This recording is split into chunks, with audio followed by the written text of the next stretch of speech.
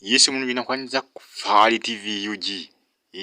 Amanya gange nze Medi Owakabi nga ndi ne munnange. Beka file singa bulijjo. Nga bwe twabasuubiza okuba amawulire.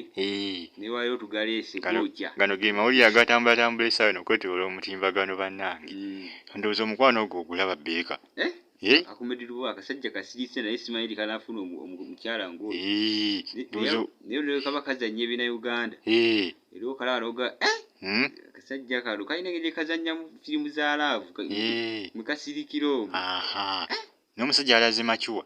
Bannange ekiwala okirabye. Ekiwala nkiraba kiwalaga kyabala. N'ekinene ekikyukamu mu bifaananyi bwe kibeera ku sipaaka buwuzi oba si bwe kiriwo ekyo. Bifaananyi kirabika bulala. Kigamba waliwo enjawulo wakati w'akakati mu bifaananyi ne ku TV wali nga abayiza live. Ebifaananyi bino sibitegeera bulungi kyakannyo bulala. Ate kifunye figa. Munnange mukwano gwe na stay on YouTube platform Faali TV UG. Gwe nawe na omupya subscribe to this channel Faali TV UG. Ne Beka walaye mawulire gano wegeefuze internet yo nayo neggulo. Gwe. Ukimanyi kakati ke gatunda. Akasajja k'amaanyi ako. Sika kuzannya kalubowa. Ne mama gwe omwagaliza ki? Omwagaliza ki? Mukyaki. Ku kyokufuna omukyalo ono omulungi.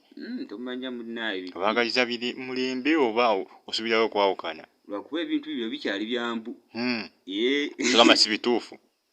Si bituufu. Biyinza waayi tumanyi bikyali byambu mpozi kati. Tulinze omukulu w'anaavaayo n'agamba nti kino kiriwo ekyo tukyalaba bifaananyi bufaananyi. Naye tumanya mu maaso eyo tumanya.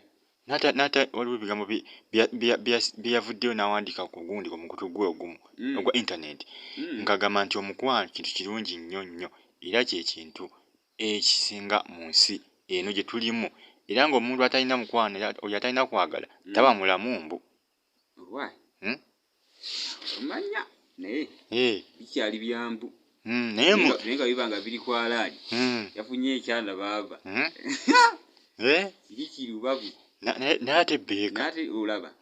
Nze nali manyi nti omukulu bwe anaafuna ku byana biwala ebyo bigundi ebyo binagu. Nange kye nali nsuubira binnabatanze. Naye kye nali nsuubira nawuli ate ekyalwasa nabatanze lwasa. Oyo nesooka ne mujjawo.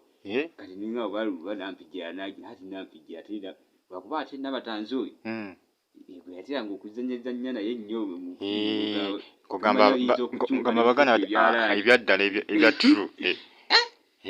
Akasajja ako kyekamanyiiko kawandiise firimu nnyingi era akasajja kalina talenti kya firimu. Naye kigamba biyinza okuba ebituufu kigaba bya bulimba. Ebintu ebyo bikyali byambu. Okubikakasa obulungi twandirinze oba omusajja oyo n'avaayo n'ayogera ekituufu. Mukwano gwe nali ku Faali TV UG olunaku olw'eggulu bw'atyo Omediruwa yavuddeyo n'asasanya n'ateekayo ebifaananyi bino ku mutimbagano ku gundi y'emu ng'alaga nga bali mukwano ne Precious Remy ne Beka. Ebifaananyi bino si omuntu toyinza kukwata muntu bw'otyo n'ogamba nti temwagalana atali muganda wo. Kisoboka. Bayinza okuba just ba mukwano. Bayisaawo awo. Just banunya mawulire. Omanye ebintu kati byafuuka byakugira. Byafuuka byakuteteekanya oteekawo ekintu kyawo lwako ky'oyisaawo. Kivola okugamba nti mbu towakanya. Kansubire bwe ntyo. Omukulu bw'anaavaayo n'agamba nti Faali TV kituufu. Faali TV